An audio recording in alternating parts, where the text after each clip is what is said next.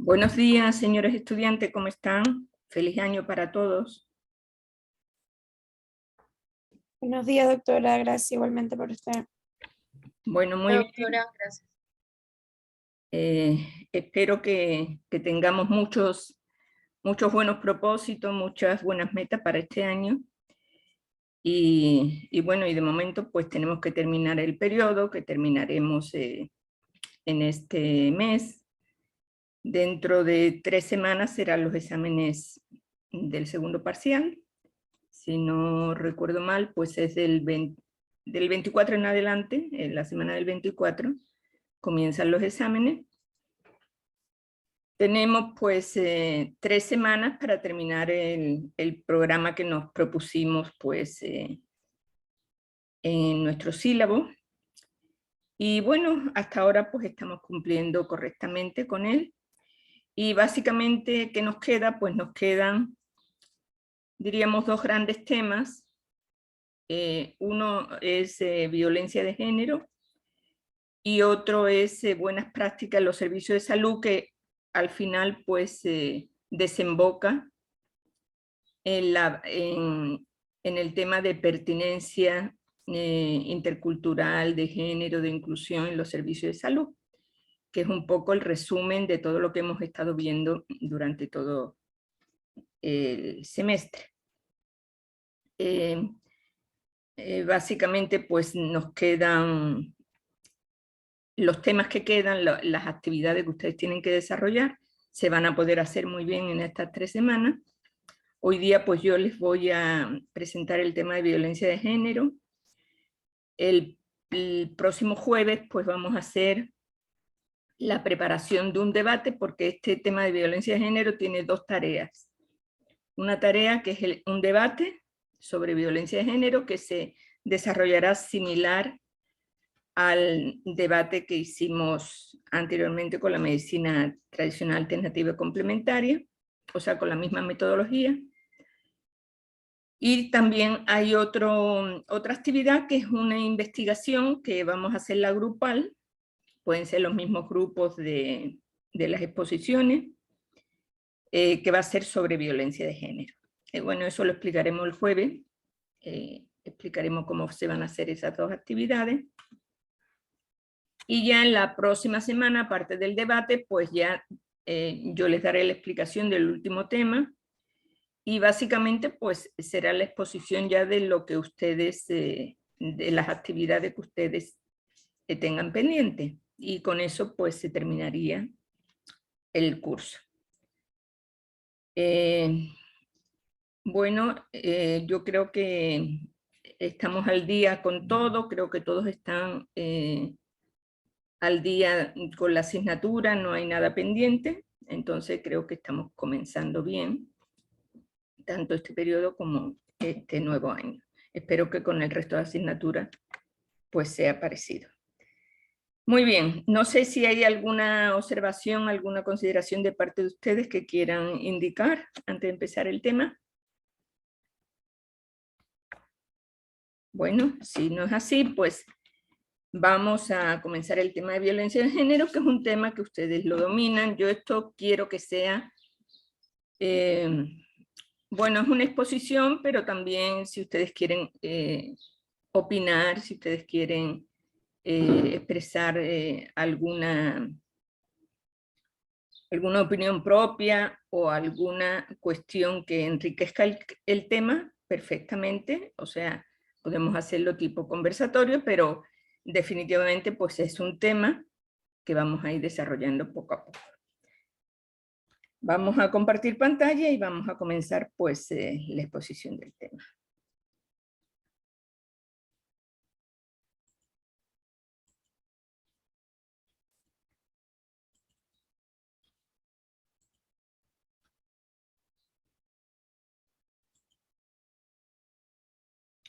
Bueno. Primero vamos a ver una serie de definiciones que ustedes ya conocen, pero de todas maneras pues es importante porque es la base de este tema.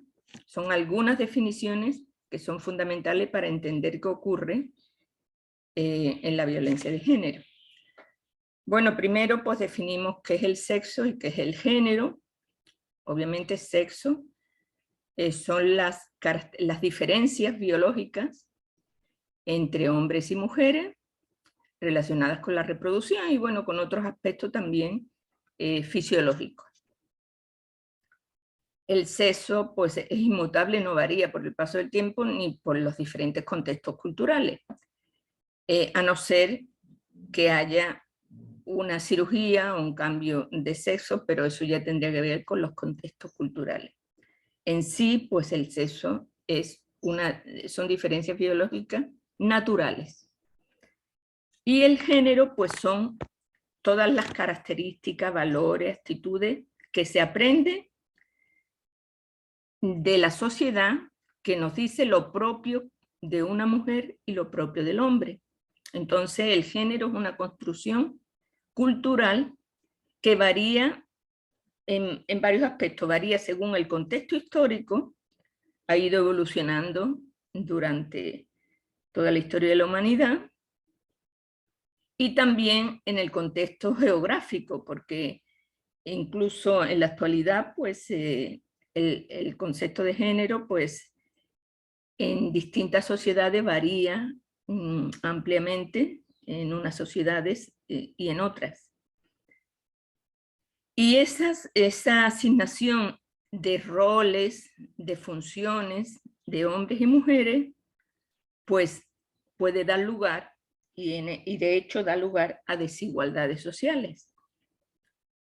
Y el género, pues como hemos dicho, que es una construcción cultural, es aprendido, es decir, que desde pequeño vamos sabiendo, en nuestro contexto donde nosotros nos desarrollamos, vamos sabiendo qué es ser hombre y qué es ser mujer. Entonces, bueno, haciendo como una especie de resumen, el sexo es la morfología y fisiología del hombre y de la mujer, tiene que ver con la reproducción sexual, es natural, se nace, hay diferencias corporales y básicamente no cambia durante la vida. El género son las identidades masculina y femenina, son roles, relaciones, responsabilidades, y que se aprende, o sea, es sociocultural, y esto da lugar a una valoración no equitativa, hay desigualdades, y este género pues se puede cambiar, y puede cambiar incluso en el transcurso del tiempo. Y vamos a ver un poco otras definiciones para irnos adentrando en el tema. Bueno, ¿qué son los roles? Los roles son un conjunto de funciones, de tareas, de responsabilidades que se generan en un contexto social. Y que a veces pues no es que ese rol sea un rol estático, sino es un rol dinámico y es subjetivo, ¿no? No se puede objetivar porque cada sociedad tiene un rol distinto. El rol en sí es un modelo o una actitud que se repite sin variación, como tal, o sea, es la definición como tal de rol. Es una actitud o un modelo que se repite sin variación. Y los roles masculino y femenino son las conductas que usualmente asume el hombre o la mujer por el hecho de serlo. Y como decíamos, pues esos roles se definen culturalmente.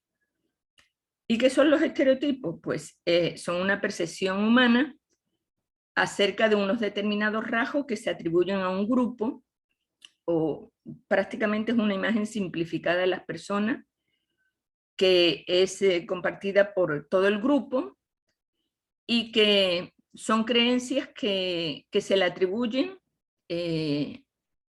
a un hecho y que se van, diremos, transmitiendo de generación en generación para los que conforman ese grupo que creen ese estereotipo.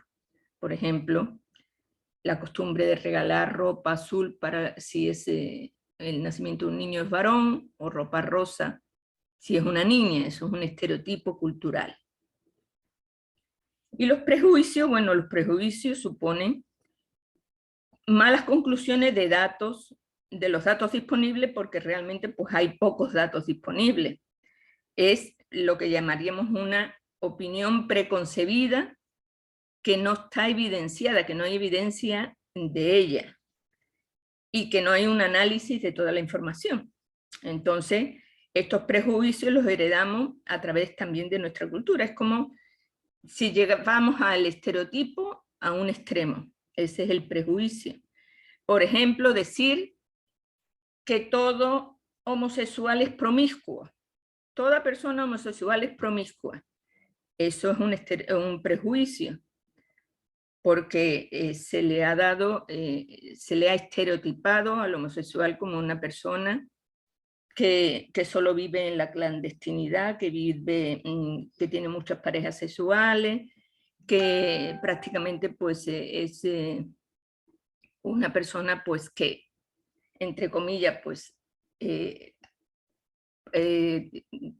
produjo o distribuyó o aceleró la propagación del VIH, cuando se ha visto que eso no fue así, y está comprobado científicamente, pero ese prejuicio ya queda dentro del colectivo, o sea, del colectivo de esa sociedad. Eso y muchos otros pues son prejuicios, que la violaron porque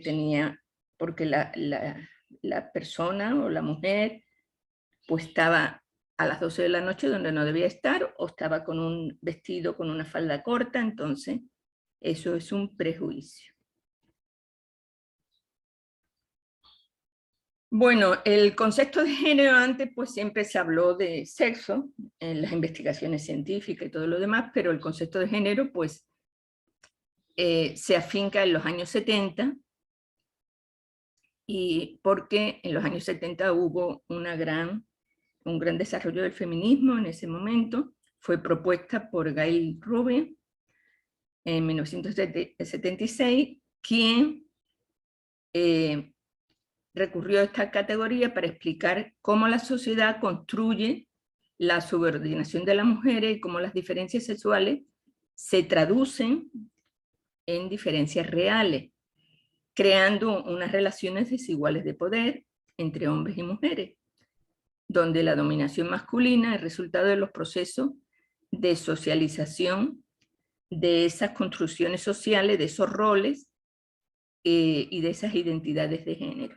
Eso es lo que subrayó esta feminista, socióloga, que afincó este término ya en todos los estudios, en todos los ensayos que se hicieron posteriormente sobre este tema.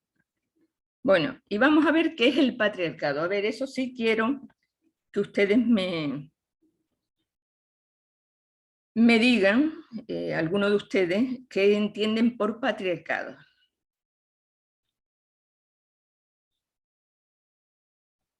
A ver, alguno de ustedes, por favor. Hola. Alguien que me diga qué entiende por patriarcado. Sería cuando el hombre predomina en algún aspecto de la sociedad o en algún determinado grupo, tanto social como étnico. Ya. A ver, ¿otra opinión? ¿Otra definición de ustedes? Bueno, sería la dominación masculina de la sociedad, podríamos definir genéricamente. ¿Ustedes creen que estamos en un patriarcado? ¿Estamos viviendo un patriarcado o no? A ver. Opinen, señores. ¿Vivimos en un patriarcado o no? Buen día, doctora. Buenos días. Supuestamente no, porque los derechos que nos amparan a las mujeres y todo y bla, bla, bla.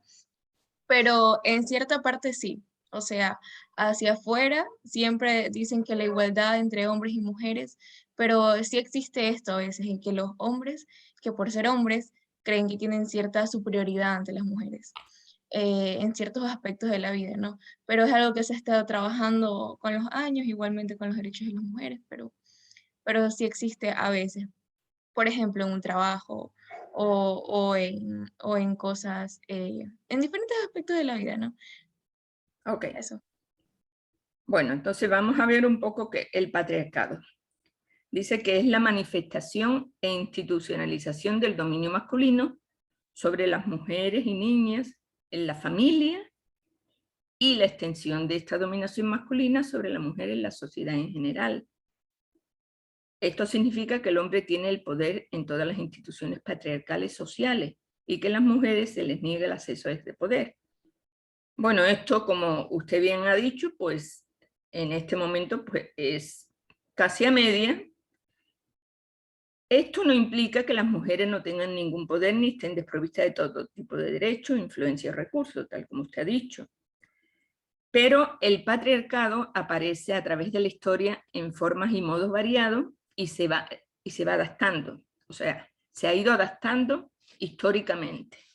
Y vamos a analizar un poquito de dónde nace ese patriarcado, porque si nosotros damos una mirada a la historia, nosotros vemos que, bueno, en el siglo XIX, pues las mujeres dependían de sus esposos, las mujeres no tomaban decisiones, lo tomaban, si eran casadas, sus esposos, si eran solteras, sus padres o hermanos.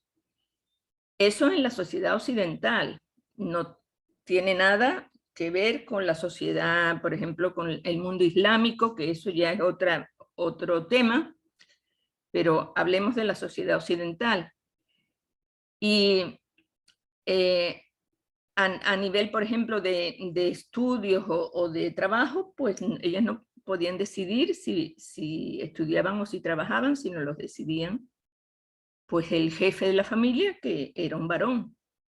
Entonces, incluso a nivel económico, pues ellas no tenían propiedades o no tenían el poder de decidir sobre sus propiedades.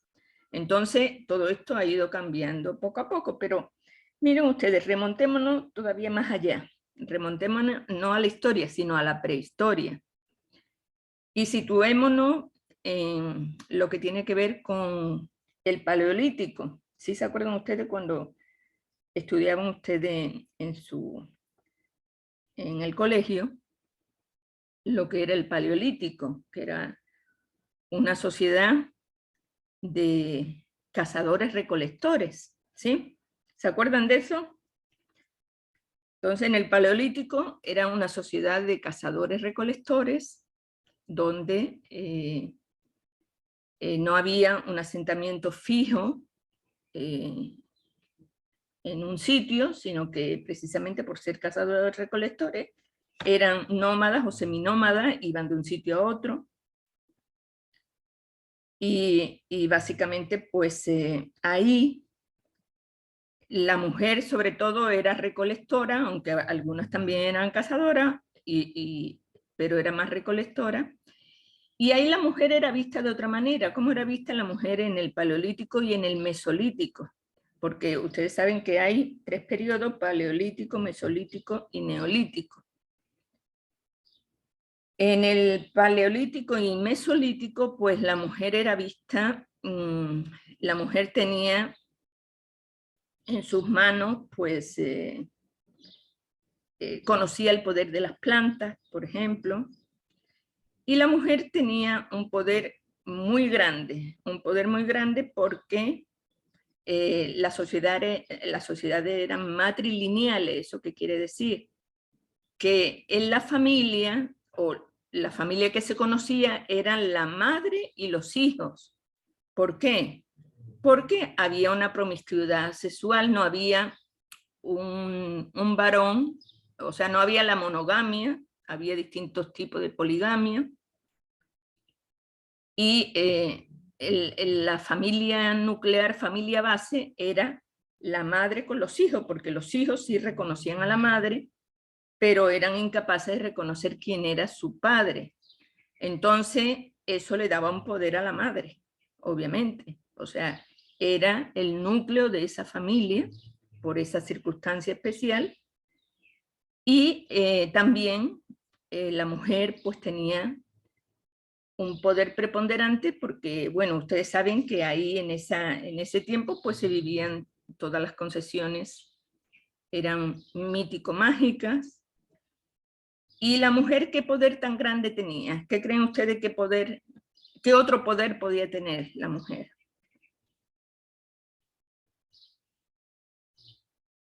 A ver, alguien que me diga. El poder de crear tipo nueva vida, como en estas épocas todo era mítico, mágico, la mujer tenía el poder de crear nueva vida, de darle Entonces la continuidad a... mujer era creadora de vida, la mujer daba a luz y era creadora de vida, entonces eso le daba un poder, todo eso sumado pues le daba un poder bastante importante, y se cree que en estas sociedades del paleolítico, sobre todo del mesolítico, había lo que se llamaba el matriarcado, o sea, la mujer era el núcleo importante porque era la chamana, la hechicera, la que curaba, la que creaba vida y la que reconocía ese patrimonio de linaje de sus hijos.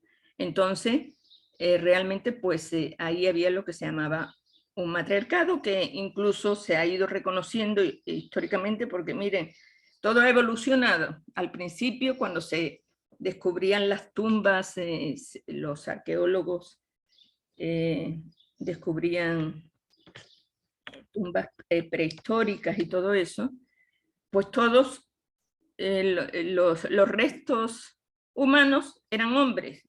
O sea, se suponía que eran hombres. Y había algún enterramiento y decían, bueno, hace 10.000 años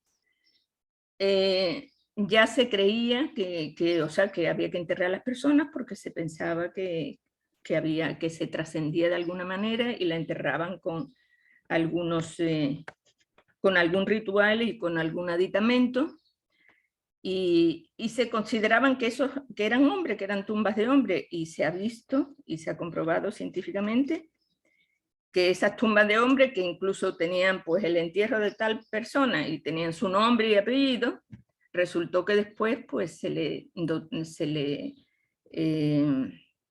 hizo un análisis por carbono 14, por un análisis de ADN, etcétera, y resulta que eran mujeres, no eran hombres. Entonces quiere decir que en ese periodo pues sí ha habido hay evidencia, o sea, no hay todas las evidencias porque ustedes saben que pues no se ha conseguido nada escrito, los escritos son posteriores, ya después del neolítico, entonces, pero se sugiere porque incluso hay esculturas donde se adora pues a mujeres, a Venus, hay algunas Venus que son la representación femenina de la fecundidad, por ejemplo, etcétera, de ese periodo. Entonces se puede pensar que ahí existía el matriarcado. Pero ¿qué pasó? ¿Por qué se impuso el patriarcado? ¿Por qué después apareció el patriarcado en el neolítico? Y veamos qué pasó en el neolítico, o sea, qué cambio hubo del neolítico del mesolítico al neolítico. A ver, ustedes acuérdense un poquito de lo que estudiaron en bachiller.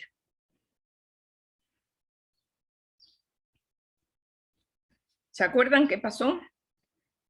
¿Qué caracteriza al neolítico?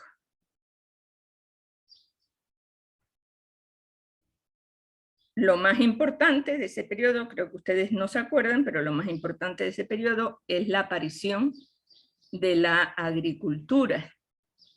Entonces, aparece la agricultura, o sea, esas personas que eran recolectores, que eran cazadores-recolectores, pues con las pruebas de ensayo-error, de ver cómo una plantita salía, pues se producía algún alimento. Entonces ensayaron sembrarlo y prácticamente pues ahí está el nacimiento de la agricultura, pues apareció pues los sembrados de maíz, de mijo, etc. ¿Y qué pasó? Entonces ahí se cambió ya la manera de vivir. Ustedes saben que eran pueblos, diríamos, que no se asentaban en ningún sitio, que eran pueblos nómadas, pero el momento que ya tenían algún terreno sembrado y que empezaron la domesticación del lobo, que se convirtió en perro, y de ciertos animales, que se convirtieron en animales domésticos, ya eso requería que hubiera un territorio. Entonces empezó a aparecer lo que se llama la propiedad privada, la propiedad del grupo, del clan, de la comunidad, y ahí empezaron a cambiar los roles, porque si ya se tenía un asentamiento de un grupo en un sitio determinado, ya se tenía algo de propiedad, o sea, un excedente de esa cosecha, o se tenían animales, pues podía venir otro grupo y podía robar. Entonces ahí ya empezaron a cambiar los roles y apareció el rol del hombre, que por sus características fisiológicas, pues es más fuerte que la mujer, empezó a cuidar esos entornos, a crear las murallas, a unirse distintos grupos, distintos clanes, ya se empezaron a crear los poblados. Entonces ahí pues el hombre asumió ese rol de cuidador del hogar y de cuidador de ese poblado. Se crearon pues muros para protegerlo y eran los hombres quienes protegían. Entonces eso le asignó al hombre ese rol de protector, quedando la mujer más en la casa, más en lo privado, siendo todavía pues la recolectora, la que criaba los hijos, etcétera, pero ya se fueron definiendo, el hombre era más de afuera, dominaba el hogar porque lo cuidaba, pero también estaba afuera cuidando el terreno, cuidando que no hubieran peligros externos. Entonces ahí es cuando comienza a dominar o a controlar el hombre como un nuevo rol que le dio la sociedad, esa sociedad que fue evolucionando, pero que fue evolucionando y diferenciando los dos sexos, convirtiéndole en roles de género. La mujer en la casa, el hombre pues a su cuidado y afuera. Eso es, claro que no se tienen tantas evidencias científicas obviamente, pero muchos antropólogos pues, y muchos sociólogos pues ven que esa ha sido la evolución del patriarcado, y como hemos visto el patriarcado no es que se impuso ayer, se impuso hace miles de años y se ha ido reproduciendo en todas las sociedades hasta la actualidad, porque todavía en la actualidad pues tenemos un patriarcado. Los grandes poderes, hay excepciones, por ejemplo, hay mujeres que han sido, por ejemplo, la primera ministra alemana, ¿cómo se llama? Merkel, que ha estado 16 años en el poder, ha hecho un gobierno excepcional, pero son prácticamente cuestiones así muy puntuales, porque en la mayoría de los países del mundo, pues quien domina políticamente es el hombre, quien domina industrialmente es el hombre, en las artes, incluso todo se ha ido, diríamos, sesgando hacia los todas las grandes hazañas del hombre y se ha ido invisibilizando las hazañas de las mujeres, que seguro que hubo grandes artistas, grandes literatas, grandes pintoras, pero si ustedes ven los libros de texto en las escuelas, en cualquier sitio, incluso para ver el cuerpo humano, para estudiar biología se le pone la imagen de un hombre, no se pone la imagen de una mujer. O sea, ya hay estereotipos de género porque estamos en un patriarcado. Y todas las conquistas que han hecho las mujeres, pues no ha sido una conquista gratuita, ha sido una conquista a través de lucha, de poder, de luchas para hacer valer sus derechos. Porque ese patriarcado, pues prácticamente pues, ha subyugado a la mujer durante muchísimos siglos. Y el empezar a reconocer mujeres investigadoras, mujeres científicas, pues ahora recién pues se está investigando todo esto. Solo ha habido pues las excepciones, por ejemplo, Madame Curie, Marie Curie, que tuvo 2 premios Nobel, pero son excepciones, no es la regla. La regla es que el hombre domina en todos los campos de la ciencia y de las artes. Y eso es una realidad que ustedes pueden comprobar hasta ahora. Entonces, ese es el patriarcado. Bueno, no sé si hay algún comentario respecto a esto de ustedes. Bueno, vamos a ver. ¿Sí? Bueno, de lo que hablaba, más en la antigüedad, en los siglos pasados, se veía que cuando la mujer hacía algo o pensaba algo, se las denominaba como brujas y pues Claro. por ello eran asesinadas. Y los hombres son los que se robaban sus conocimientos y sus experimentos. Por eso la mayoría antes eran hombres los que hacían las cosas, pero algunos son robados de las mujeres. Ajá. Ajá. Definitivamente, pues así ha sido. Incluso hay mujeres que han adoptado el nombre o los seudónimos de hombre, por ejemplo, mujeres literatas, para poder publicar lo que han hecho, ¿no? Y realmente, pues, eso es algo que ha pasado en la sociedad occidental. Estamos hablando de sociedad occidental. No hablamos del Oriente, que es distinto, porque ahí el dominio masculino ha sido mucho más duro, más fuerte, y hasta ahora. Pero en la sociedad occidental, pues, básicamente, pues, la mujer ha estado supeditada al hombre en todos los aspectos.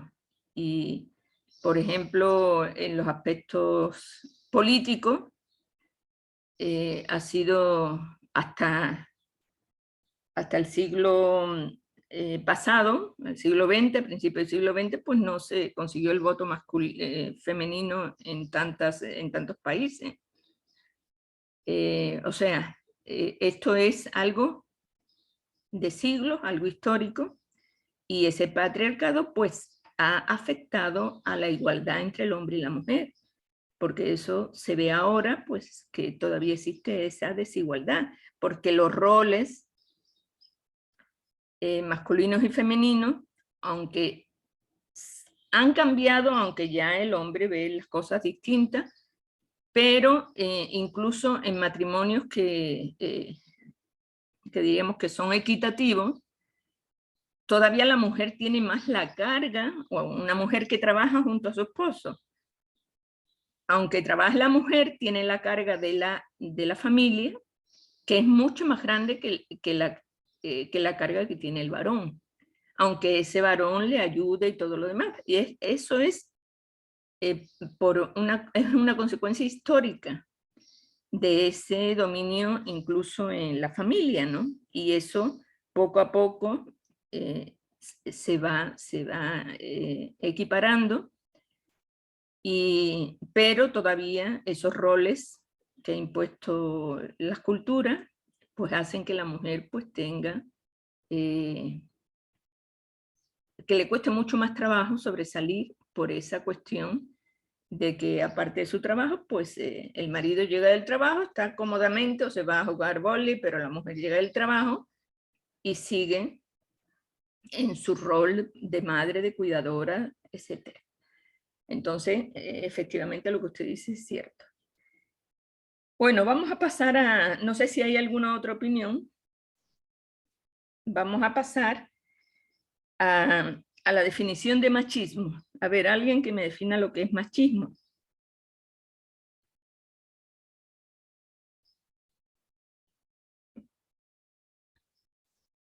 A ver. Con sus palabras definan lo que ustedes consideran machismo.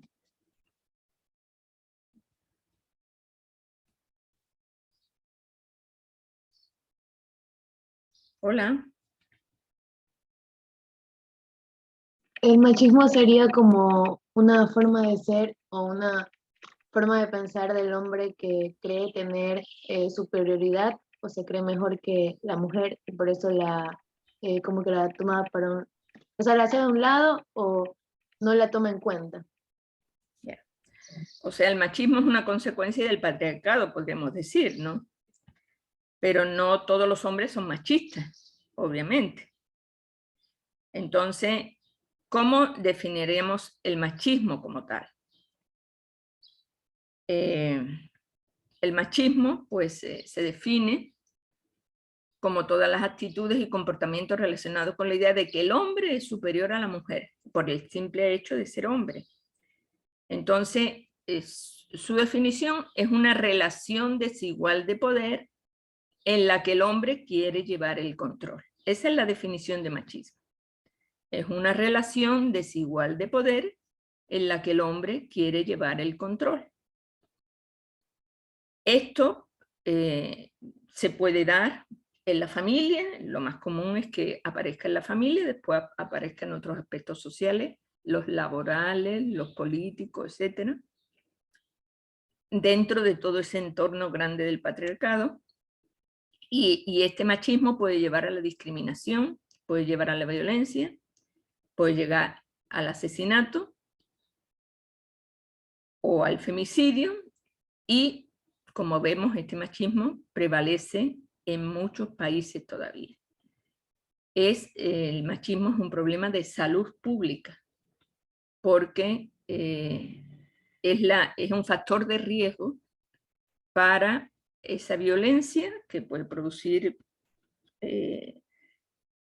afectación de la salud mental, de la salud física y afectación de la vida, y igualmente sigue prevaleciendo todavía en muchos países.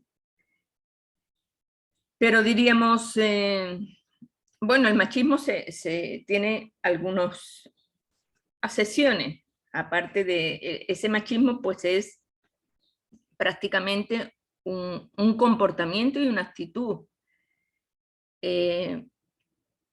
Y ese comportamiento y esa actitud pues se ve reflejada en otros aspectos como el sexismo, que es la creencia de que, por una serie de mitos, de que el hombre es superior a la mujer, o el androcentrismo, es la visión del mundo desde el punto de vista masculino.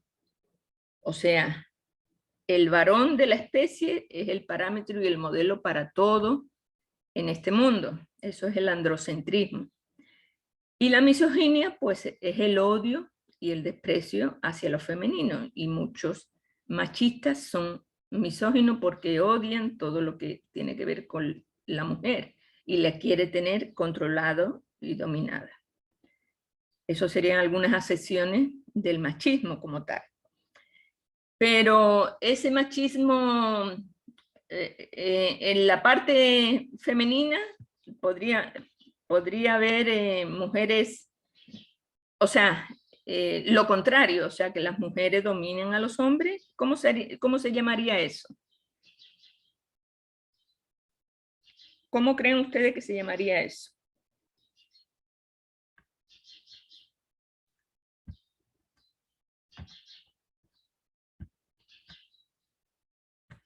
Hola. porque se puede dar. Pues yo recuerdo que yo viví algún tiempo en Suiza y había un grupo, una sociedad de hombres que se decían dominados por sus mujeres. Entonces, puede que haya un grupo de mujeres que también quieran llevar el control, ¿o no?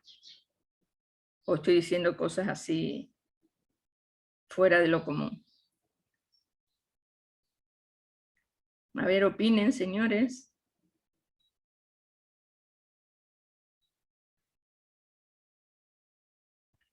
Bueno, hay,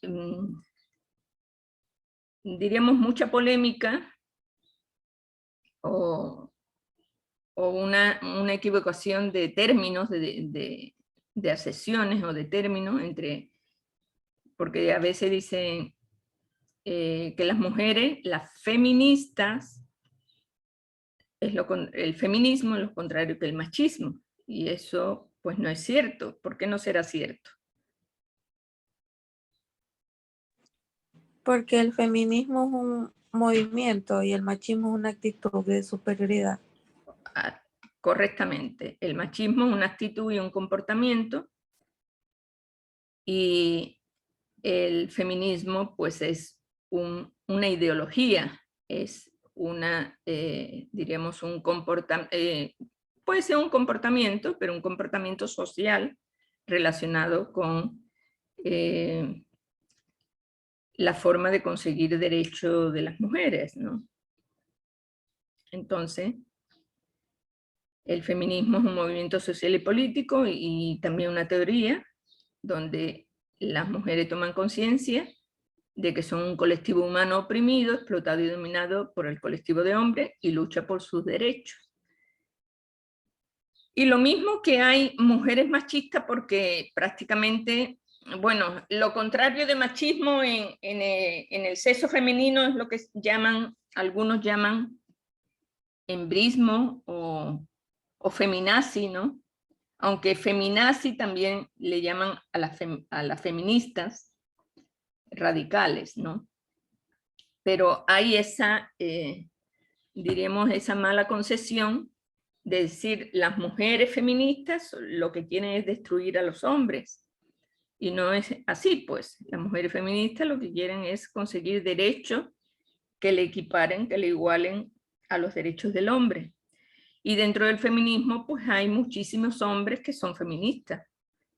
En muchos colectivos de mujeres, pues no son solo colectivos de mujeres feministas, sino que hay también hombres que apoyan esos colectivos, porque lo que quieren hacer es que haya leyes que garanticen los derechos de las mujeres, porque creen que es justo que haya una igualdad entre hombres y mujeres. Pero volviendo al machismo, pues el machismo sí se da también en mujeres. ¿Por qué? Es por toda esa concesión, esa construcción cultural del patriarcado, porque desde pequeños se ha impuesto que la mujer tiene un rol, el rol de quedarse en su casa, de cuidar al varón, y el varón pues tiene el rol de prácticamente pues de proveer a la familia, de hacer política, de salir. Entonces, muchas mujeres han tenido una actitud machista en la crianza de los hijos. Usted no puede lavar los platos porque usted es un hombre, usted váyase a jugar al fútbol y su hermana va a lavar los platos.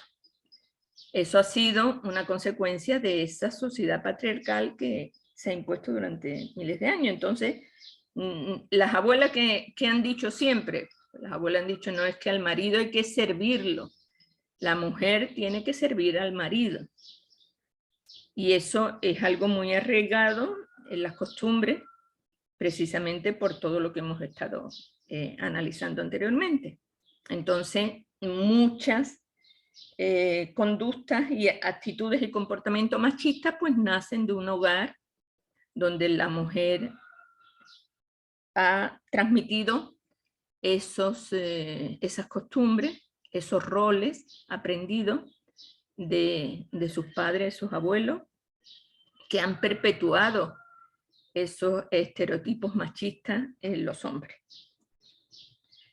Bueno, entonces, machismo no tiene nada que ver con feminismo, porque como ustedes muy bien han dicho, pues el feminismo es una ideología y el machismo es una actitud y una práctica.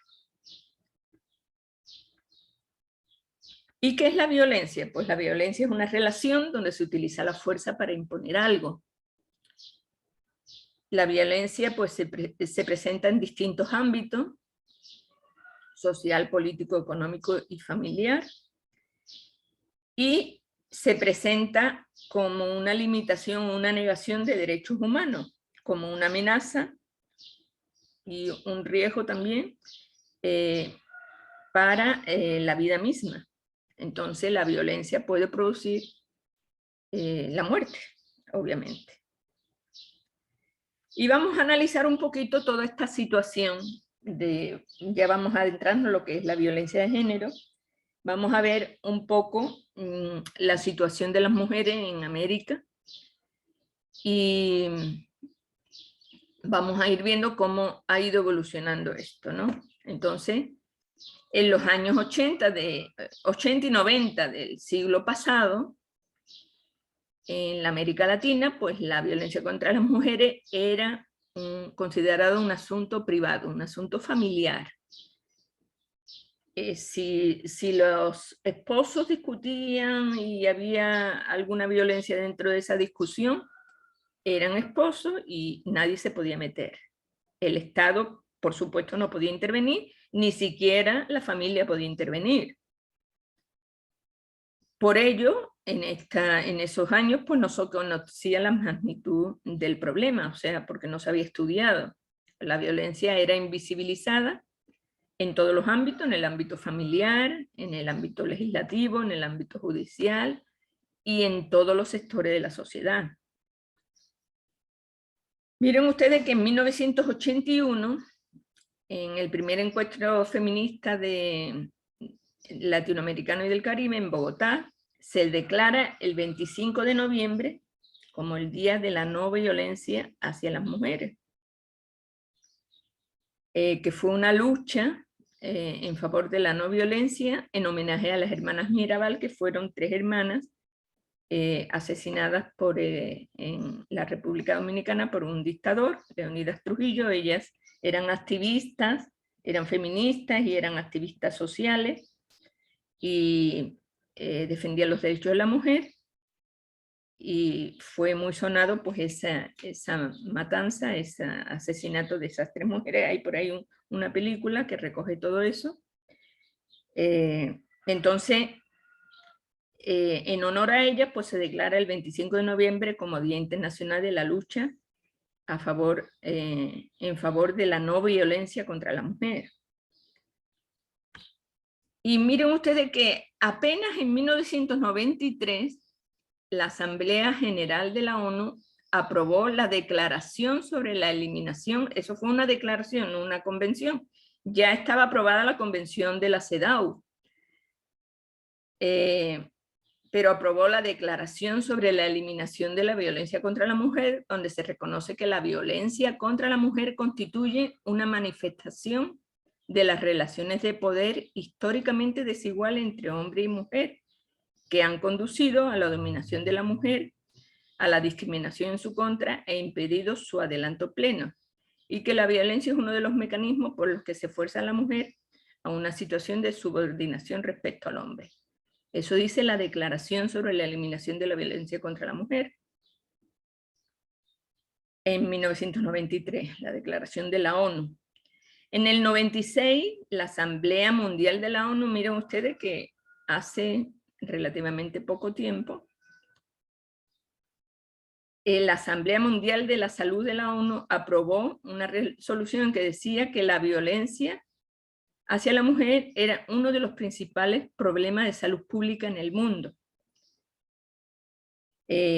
Bueno, ya por lo menos pues fue considerado como un problema de salud pública, esa violencia contra la mujer. Y en el 99, miren ustedes que en el 81, recién en 1981, se declararon el 25 de noviembre en ese congreso en Bogotá, pero en el 1999, 17 años después, pues la ONU declara el día 25 de noviembre como Día Internacional de la No Violencia hacia las Mujeres.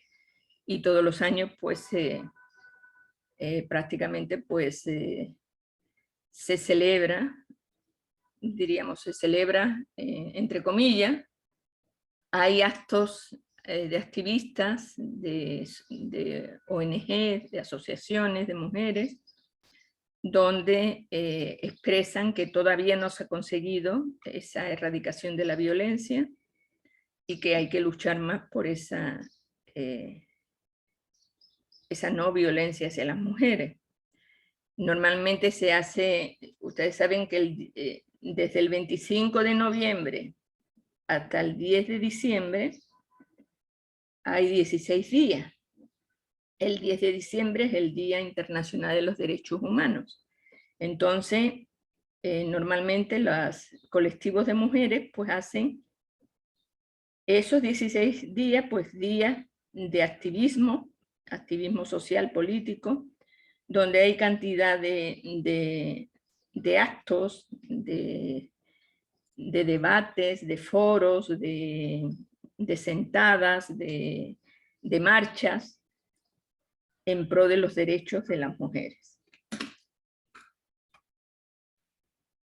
Bueno, en los años 80, como íbamos diciendo, pues surgieron muchísimos grupos en el Ecuador de organizaciones femeninas, de todo tipo, organizaciones campesinas, indígenas, afroecuatorianas, de mujeres trabajadoras urbanas que tenían unas condiciones bastante duras.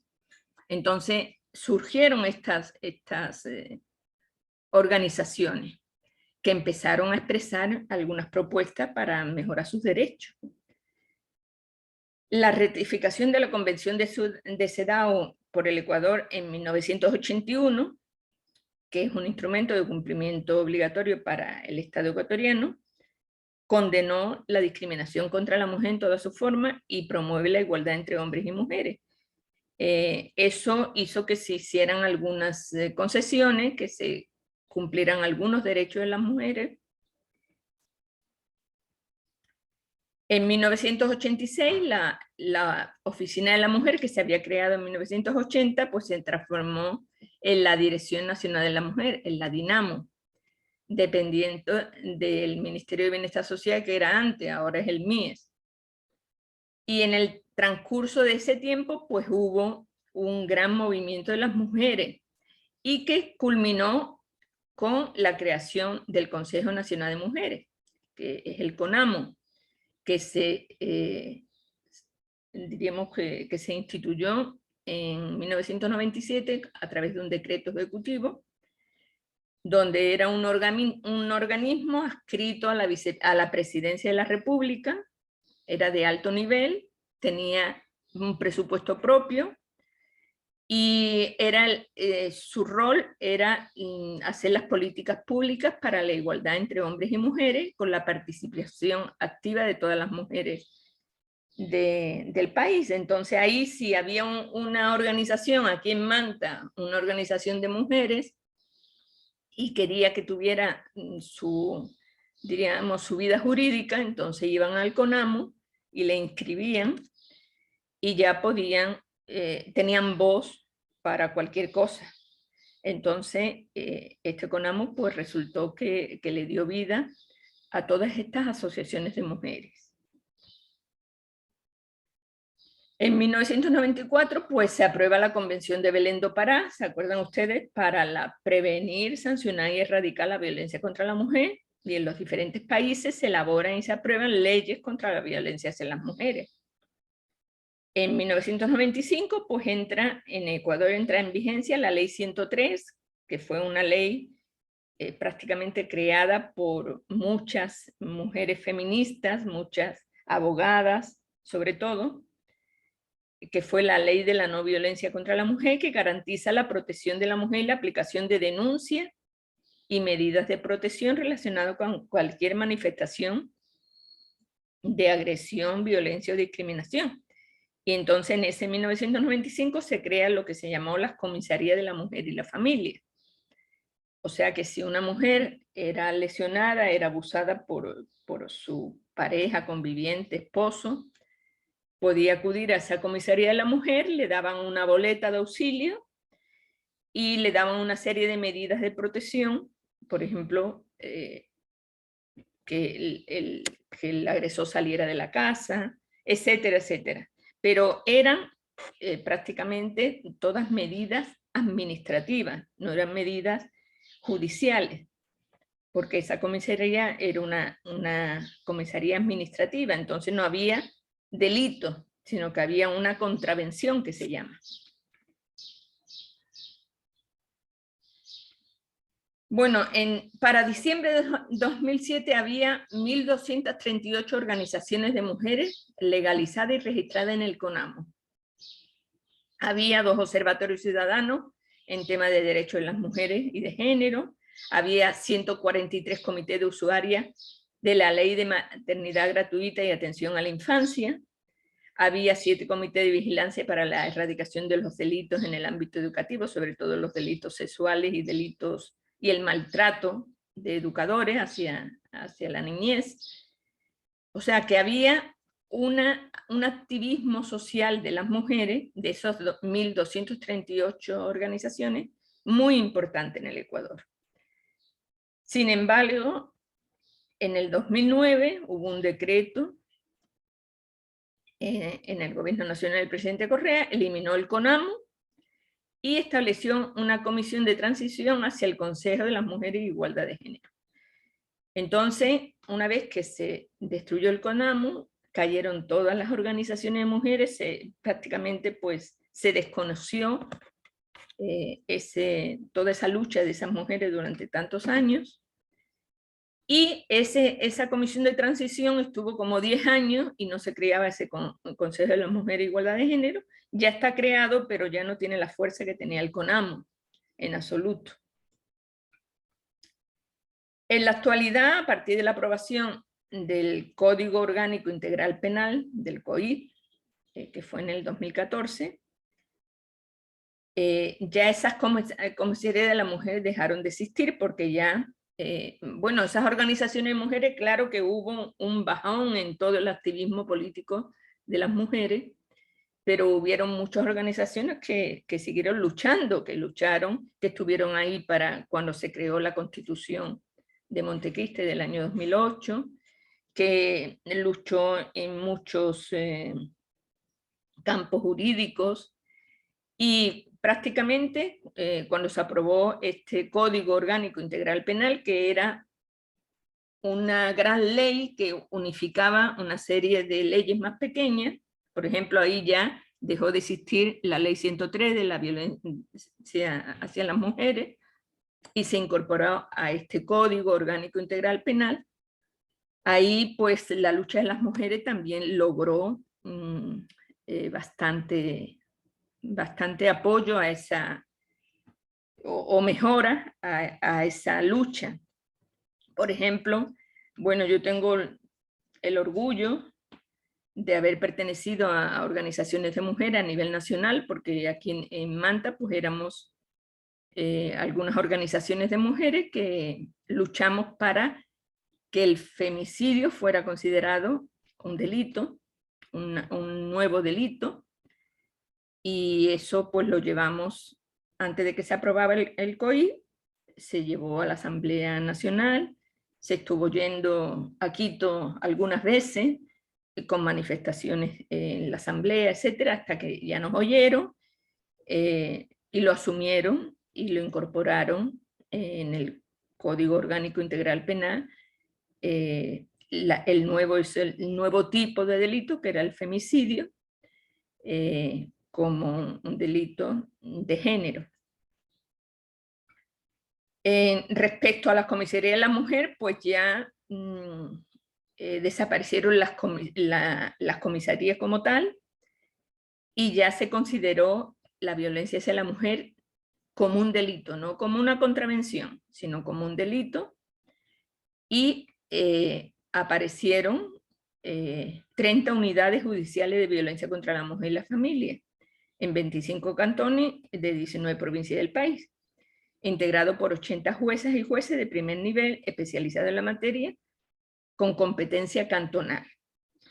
Y bueno, aquí yo les puedo decir, eso lo vivimos nosotros. Yo he sido parte durante muchos años de los movimientos de mujeres de Manta, y era parte de la red de atención y prevención de la violencia de Manta, donde había equipos integrales que lo formaban pues trabajadoras sociales, psicólogas y psicólogos, médicos, abogadas. Y dentro de esas abogadas que estaban en ese colectivo,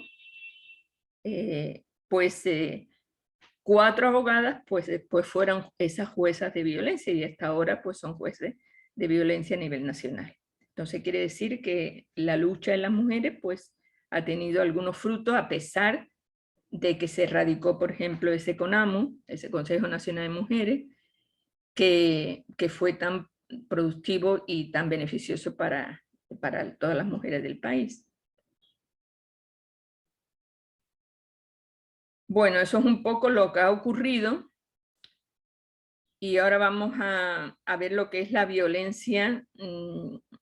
Hay otras nomenclaturas, distintas nomenclaturas, entonces vamos a ver lo que es la violencia intrafamiliar, violencia contra la mujer, violencia de género.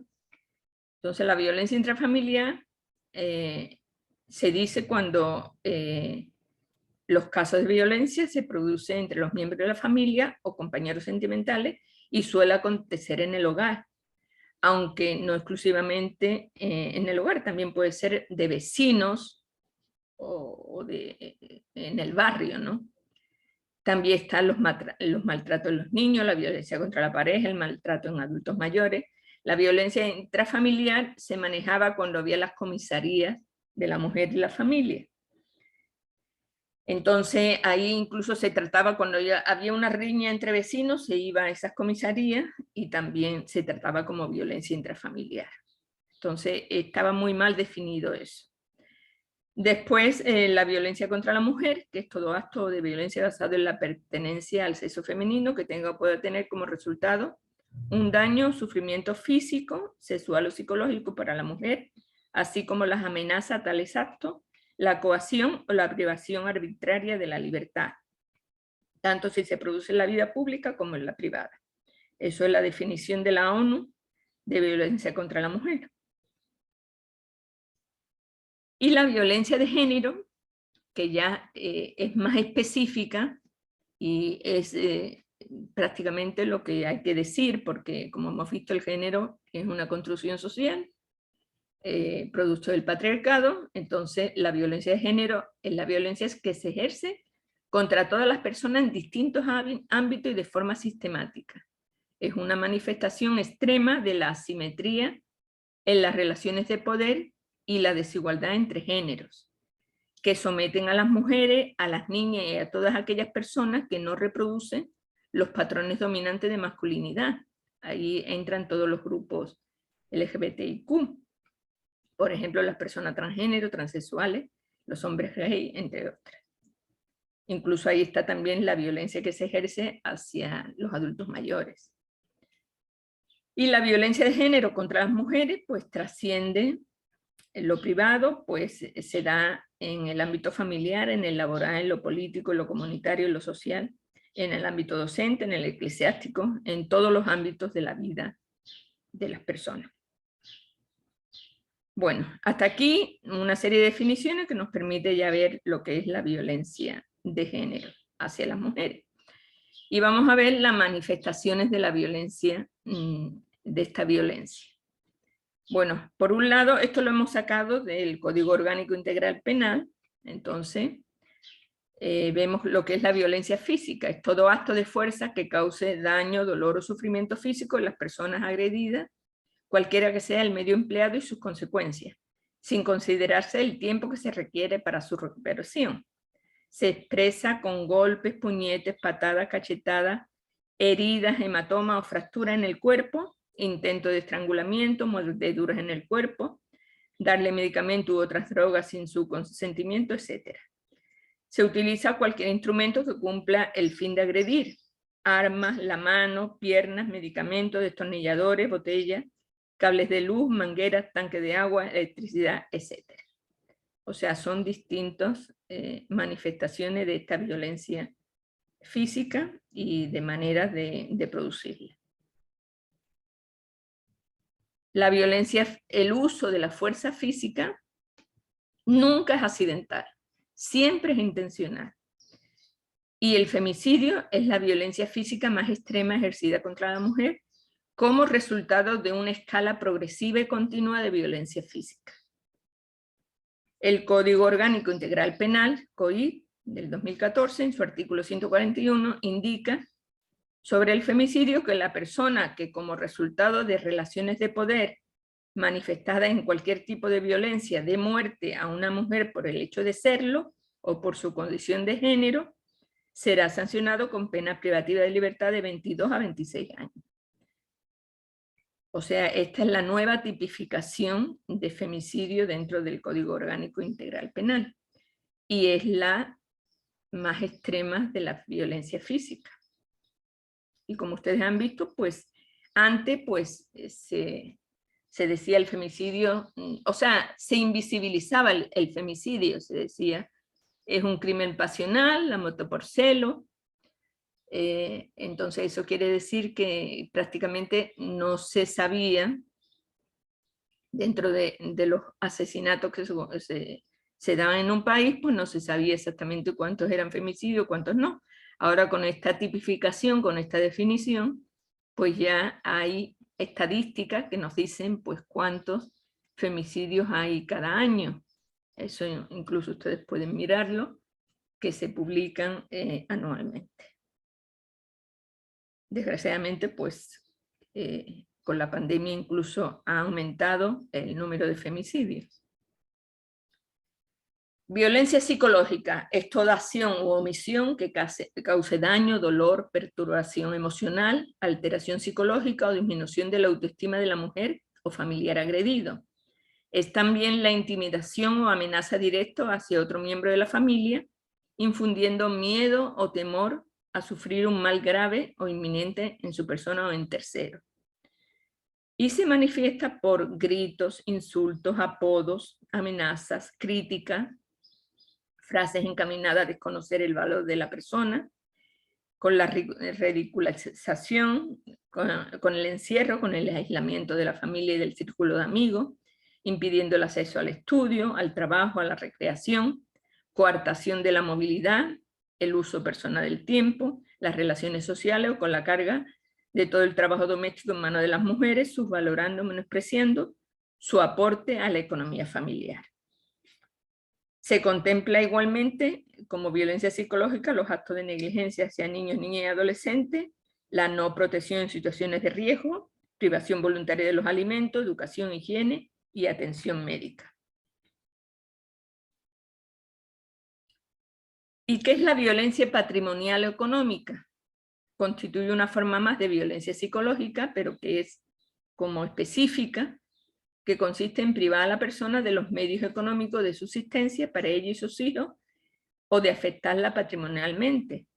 Es todo acto que conlleva la destrucción o daño de los bienes materiales, despojo de bienes inmuebles, etc., negar el dinero para necesidades de la familia, vender sin consentimiento las pertenencias de la familia, malgastar el dinero, utilización de ahorro destinado a estudio o a tratamientos médicos o arreglo de casa en otras actividades, y obligar a firmar créditos y documentos coercitivamente.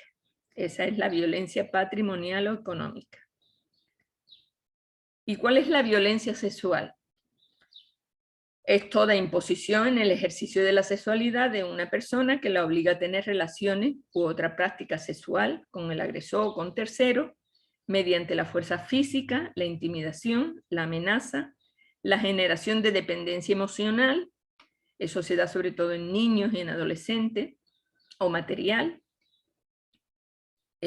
porque no hay una amenaza propiamente, pero hay una dependencia emocional que hace que ese niño o niña pues sucumba.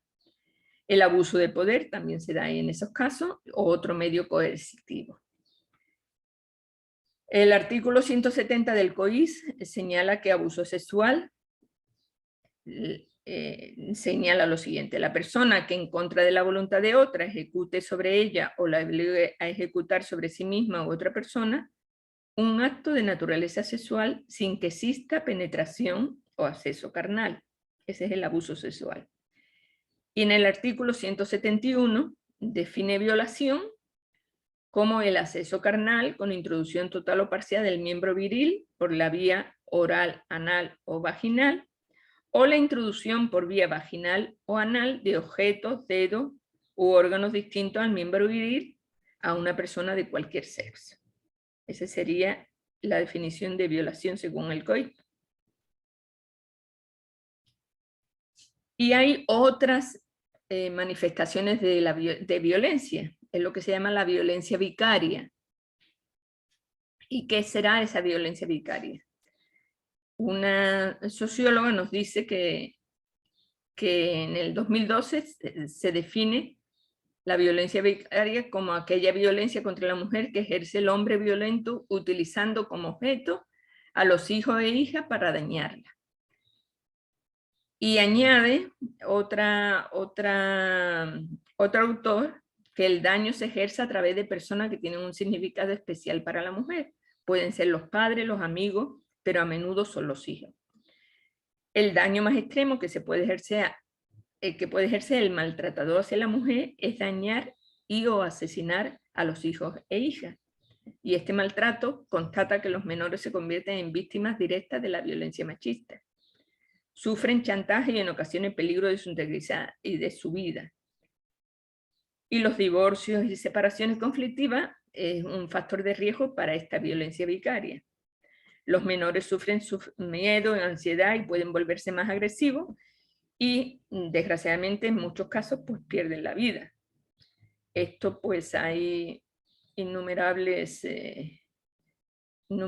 casos, tanto en todo el mundo. Aquí yo recuerdo un caso en Puerto Viejo que un padre mató a sus 2 hijos para hacerle daño a la mujer. Pues estaba denunciado por la mujer como violento, como que había ejercido violencia de género, pero él, para hacerle más daño, pues mató a sus hijos. ¿Y qué es la violencia simbólica? Esta es otra manifestación de la violencia. Esta violencia simbólica es el producto del patriarcado, y ustedes van a ver por qué. Es una práctica que resulta invisible para sus propias víctimas, por lo que se aprende, se acepta y no se cuestiona. O sea, prácticamente la violencia simbólica es la naturalización de la violencia. El término de violencia simbólica fue acuñado por el sociólogo francés Pierre Bourdieu en los 70, y este concepto se usa para describir una relación social en la que el dominador ejerce un modo de violencia indirecta en contra de él o de los dominados. Esta práctica es tan sutil que no se evidencia en quienes la sufren y ellos no son conscientes de ello. Debido a esto se vuelven cómplices de la dinámica a la que están sometidos y se relaciona con mensajes, con creencias, con normas religiosas, y una vez que se interioricen, pues todo el mundo las acepta como normales. Y vamos a ver ahora algunos ejemplos de ello, de esta violencia simbólica. Bueno, en revistas, programas de variedad de videojuegos y hasta en caricaturas, concursos de belleza, las mujeres son exhibidas para atraer al espectador, o sea, se utilizan las mujeres como objetos. No solo hablamos de escotes pronunciados, de vestidos cortos y maquillaje, en algunos casos también se utiliza la ama de casa con mandil para perpetuar los estereotipos de género. Eso se puede ver prácticamente en todos, en las revistas, en el periódico. Bueno, hay los carteles que promocionan desde refacciones, prendas deportivas, hasta lapicería, usan la imagen femenina para atraer al espectador. Esto es una violencia simbólica. En algunos casos los carteles vienen acompañados de mensajes con doble sentido. Otra forma en la que se ejerce es cuando una víctima de violación es cuestionada por la ropa que lleva puesta en el momento de la agresión. Algunos dichos, refranes y frases de uso corriente perpetúan estereotipos de género, como por ejemplo, lloras como una niña, pareces vieja, calladita te ves más bonita, etc. O sea, son todos los estereotipos y prejuicios de violencia hacia la mujer simbólica que se ha ido ejerciendo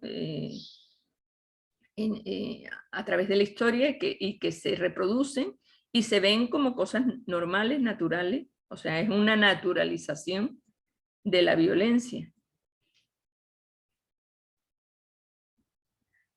Y miren ustedes, esto es un poco cómo en la sociedad pues se ve la violencia de género y vemos que es como un iceberg, se ve, lo visible es apenas el 20-25% del resto, que es invisible. Y bueno, lo más visible es el asesinato, obviamente, es el femicidio. Después está la agresión física, la violación, el abuso sexual, las amenazas, o sea, alguna parte de la violencia psicológica también puede ser visible. Pero en lo invisible pues está toda esa violencia psicológica de la humillación, desvalorización, el desprecio, la misoginia, el ignorar a la mujer, el culpabilizarla, el chantaje emocional. Y la forma más sutil es lo que hemos hablado de la violencia simbólica, es el humor sexista, la publicidad sexista, la invisibilización de la mujer, el lenguaje sexista, la anulación, el micromachismo, que son todos esos chistes de contenido sexista, etc. Entonces, miren ustedes que podríamos decir que todavía pues, esa violencia de género hacia la mujer pues, es algo que está presente en nuestra sociedad, que a lo mejor la parte visible existe, y de hecho existe porque miren ustedes que si nosotros comparamos, si ya se anunció que es un problema de salud pública la violencia de género, y básicamente pues comparado con otros problemas de salud pública, por ejemplo podríamos poner la diabetes, que es un problema de salud pública, pues la prevalencia de la diabetes a nivel nacional pues es el 10%, en cambio la prevalencia de violencia de género en el último año es el mayor del 30%, y la prevalencia de vida, o sea, en la vida de todas las mujeres, es 6 de cada 10 mujeres han sufrido violencia alguna vez en su vida. Entonces quiere decir que la violencia realmente pues, supone un gran problema de salud pública. Lo visible, aparte pues todo lo invisible que se naturaliza y que se ve como una cosa normal, que vamos arrastrando por esta, diríamos, esta sociedad que es patriarcal, donde el hombre, pues, desgraciadamente, pues, ha tenido el dominio hacia la mujer. Y bueno, los efectos de la violencia a nivel de salud física y mental, pues son muchos: desgarro, fractura, herida, hemorragia, aborto, discapacidad y muerte. Se afecta a la personalidad de las personas, destruyendo la autoestima, la seguridad, la alegría, la creatividad, la confianza en sí misma, aumentando la ansiedad y la depresión. Al inicio sus efectos son silenciosos, pero pronto se ven reflejados en distintos síntomas como dolor de cabeza, dolor de espalda, insomnio, pérdida de apetito. O sea, se van somatizando esos síntomas en específico. Y en muchos casos, pues estas molestias iniciales pueden transformarse en enfermedades crónicas. Se ha logrado identificar que 1 de cada 5 días de ausencia de las mujeres al trabajo se debe a violencia intrafamiliar. La violencia intrafamiliar o la violencia de género hacia las mujeres es causa significativa de discapacidad y muerte de las mujeres en la edad reproductiva, y la exposición a este estrés extremo experimentado directo e indirectamente exige a las personas utilizar una gran cuota de energía que las desgasta, las hace sentir impotentes, las paraliza y las entristece. Eso es una realidad. Nosotros hemos vivido y hemos tratado muchas mujeres con violencia de género y básicamente pues son mujeres apagadas que no tienen ningún proyecto de vida y que realmente solo el colectivo, o sea, solo terapias de grupo. A nosotros nos ha ido muy bien a formar grupos de mujeres que han sufrido violencia. Ahí se fortalece muchísimo a las mujeres y darles esa fuerza para que ellas mismas denuncien, porque el proceso de la denuncia es bastante duro y esa fuerza pues la tienen que conseguir ellas solitas, porque nadie les puede imponer que denuncien esa violencia de género. Tiene que nacer de ellas, pero para eso pues tienen que tener bastante fuerza. Y vamos a ver lo que es el ciclo de violencia y por qué se perpetúa ese ciclo, porque ese ciclo de violencia actúa como una espiral que se va perpetuando. Entonces hay 4 fases: la fase de acumulación de tensiones, la fase de explosión de la violencia, la fase de reconciliación o luna de miel y la fase de aparente normalidad. En la fase de acumulación de tensión hay un comportamiento agresivo, por ejemplo, la pareja empieza a dar portazos, a arrojar objetos, rompe cosas, se vuelve celoso, trata de controlar todo lo que hace la mujer, dónde va, cómo se viste, con quién está, etcétera, mira los teléfonos, eso es típico. Trata de aislar a la víctima de su familia y amistades.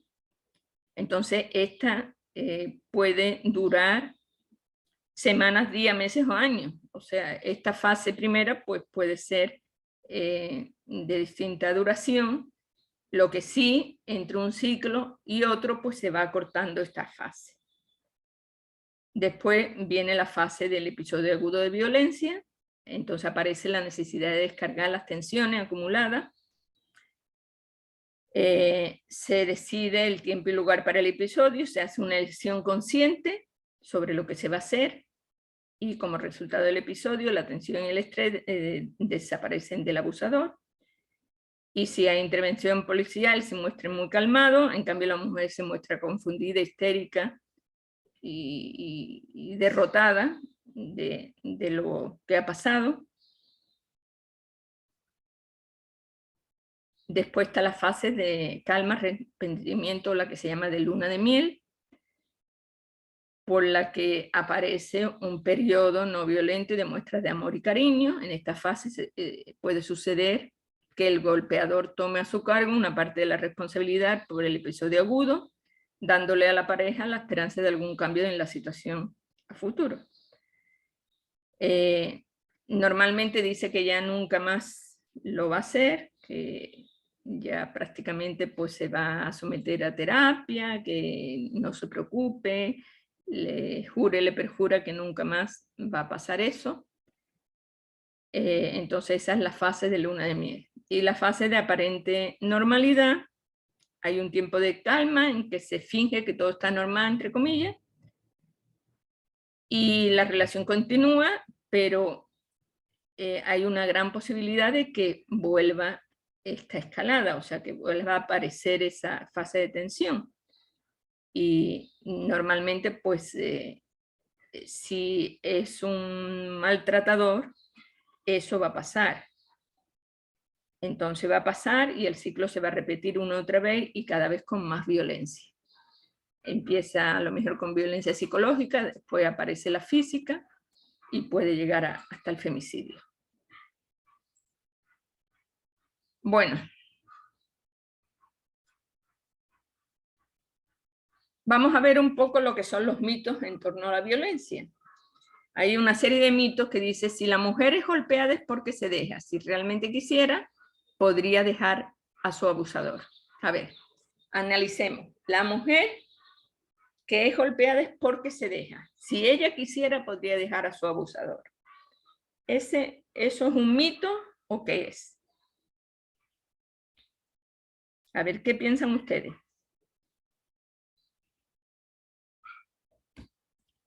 Si la mujer es golpeada es porque se deja. Si quisiera, podría dejar a su abusador. ¿Qué piensan ustedes? ¿Es cierto o no es cierto?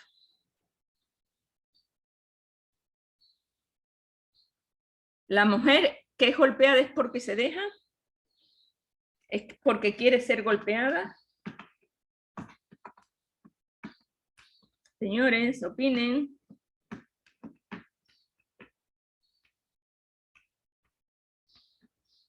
Opinen, señores. No, profesora, no es cierto. ¿Pero por qué?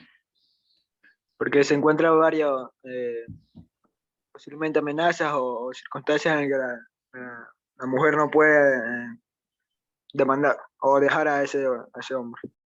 ¿Y cuáles serán esas cosas que le impiden denunciar? ¿O es porque... El miedo, el temor. Mire, seguridad a veces no es el miedo, a veces es el amor, porque hay una dependencia, o sea, si es marido, si es pareja, a lo mejor está enamorada, al principio puede estar enamorada, a lo mejor más adelante cuando esos hechos de violencia se repitan muchísimas veces, pues ya desaparece el amor. Pero puede haber una dependencia emocional, porque estén enamorados, a pesar de todo le quiere. ¿Y qué otra dependencia puede haber para que se deje? A veces hay una dependencia económica también. A veces hay una dependencia económica porque son personas que a lo mejor, por las circunstancias que sean, no han trabajado o lo que sea, y tienen hijos. Y entonces, ¿y yo qué hago? Si denuncio, entonces la dependencia emocional, la dependencia económica es muy importante, y muchas de las mujeres, aparte del miedo, porque el miedo ya, eso también puede dar lugar a que no se denuncie, pero eso es menos. Más que nada es una dependencia emocional y económica. Dice, generalmente cuando una mujer trata de defenderse es golpeada con mayor fuerza, a nadie le gusta ser amenazada o golpeada. El miedo es otra de las razones.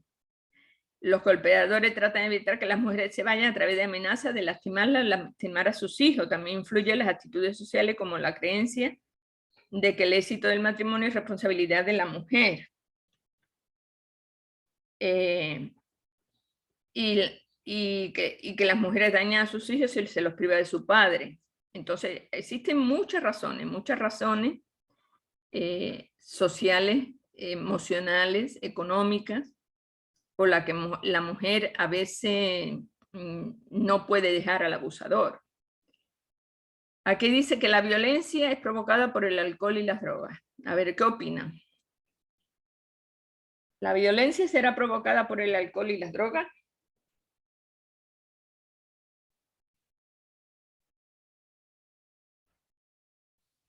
Mira, ¿cuánta gente ha tomado en estas Navidades, ha tomado alcohol? También puede que hayan consumido droga, pero no toda la gente es violenta cuando toma alcohol y droga, ¿no? O todos serán violentos.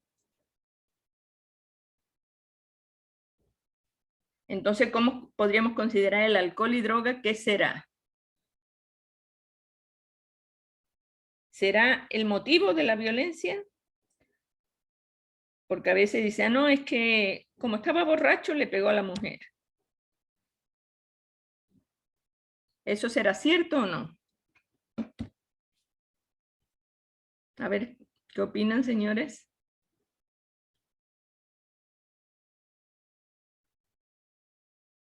Bueno, el alcohol y las drogas son factores de riesgo. Son factores de riesgo porque cuando se toma alcohol y droga, pues hay una desinhibición, o sea, las personas actúan más, diremos, más espontáneamente. Pero claro, o sea, no todas las personas que toman alcohol o drogas, pues tienen conductas violentas. Al contrario, la mitad de la mayoría de las personas, pues no son violentos. Más bien, la violencia es producto de una relación desigual de poder donde el hombre quiere tener el control. Y esa es la verdadera causa de la violencia, es lo que hemos llamado machismo, ¿no? que es la verdadera causa de la violencia.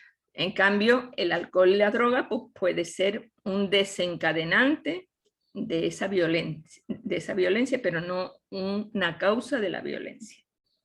¿Ok? Entonces es un mito. Y dice, si se porta mal, se merece ser golpeada. A ver, si la mujer se porta mal, se merece ser golpeada. A ver, ¿qué opinan ustedes de eso?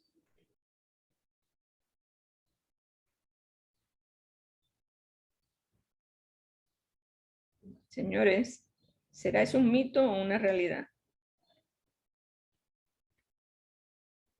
Si la mujer se porta mal, merece ser golpeada.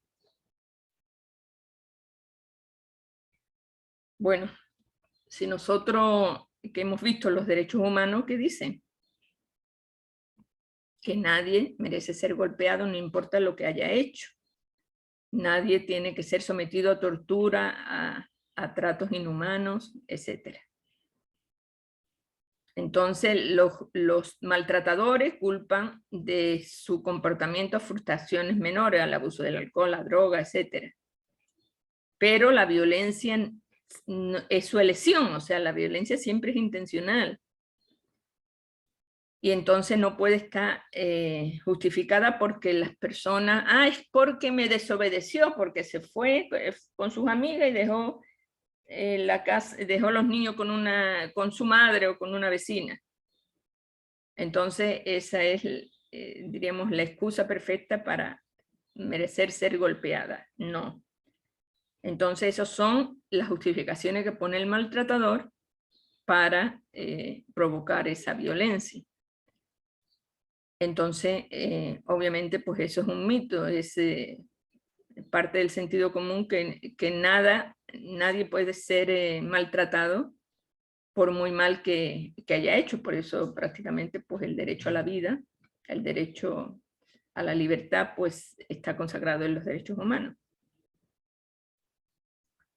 La violencia intrafamiliar solo concierne a la familia.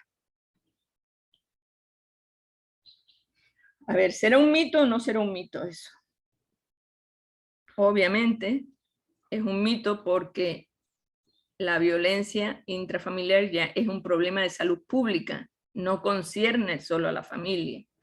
Es un problema de todo. Ustedes como futuros médicos, cuando vayan a su consultorio una persona que ha sido maltratada o que ha sufrido violencia psicológica o violencia física, ustedes tienen el derecho y el deber. Y bueno, eso hay incluso norma, hay una norma técnica en el Ministerio de Salud Pública para que ustedes denuncien. Y tienen que denunciar inmediatamente a Fiscalía, sobre todo si es una agresión física. Entonces, no solo concierne a la familia, es un problema de todos y cualquier persona lo tiene que denunciar. La violencia es un problema de familias pobres y sin educación. A ver, ¿qué piensan de eso? ¿Será verdad o mentira?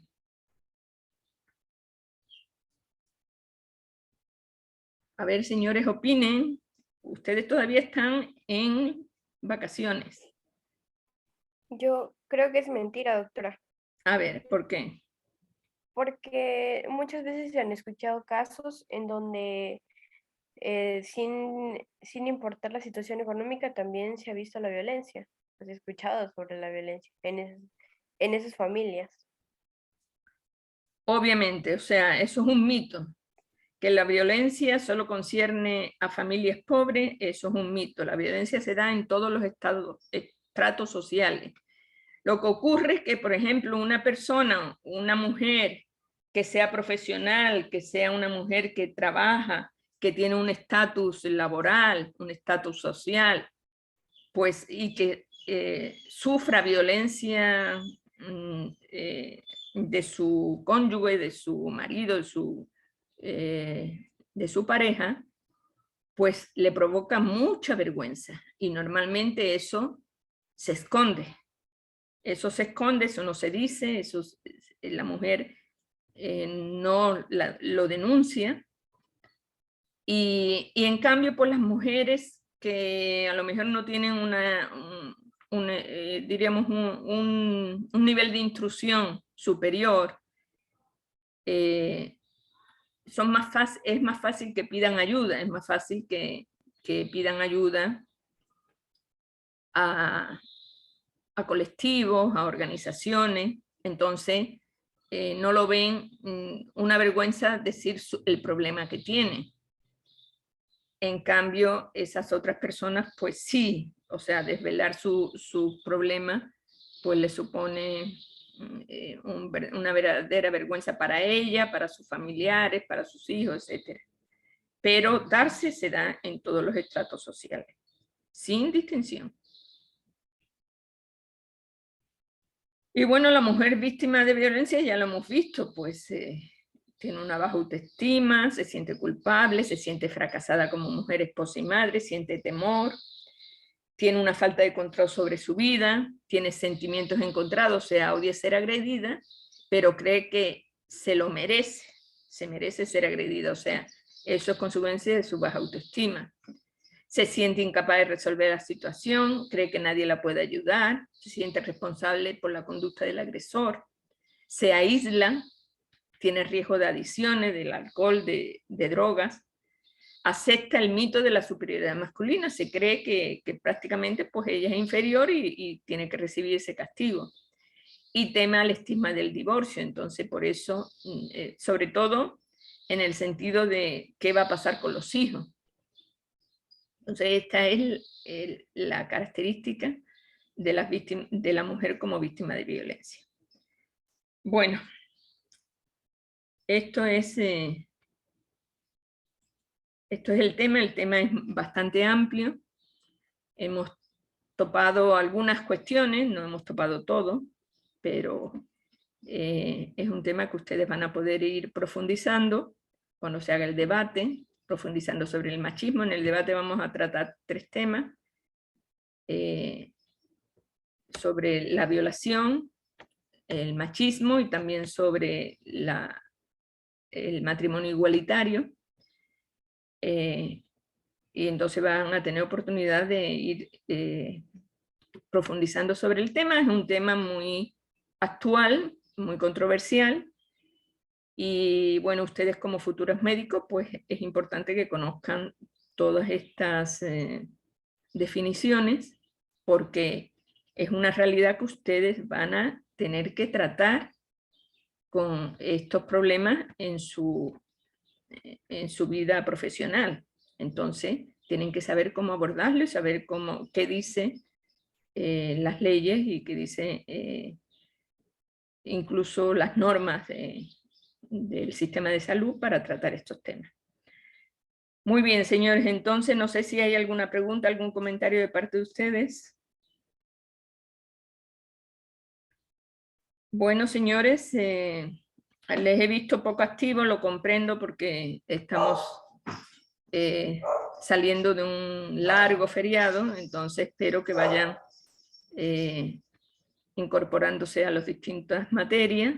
Es difícil al principio, pero cójanla con fuerza, solo les queda ya un mes para terminar el año, el semestre, entonces espero que el próximo jueves podamos tener un taller donde vamos a preparar el debate y donde les voy a enseñar cómo hay que hacer el resto de tareas respecto a violencia de género.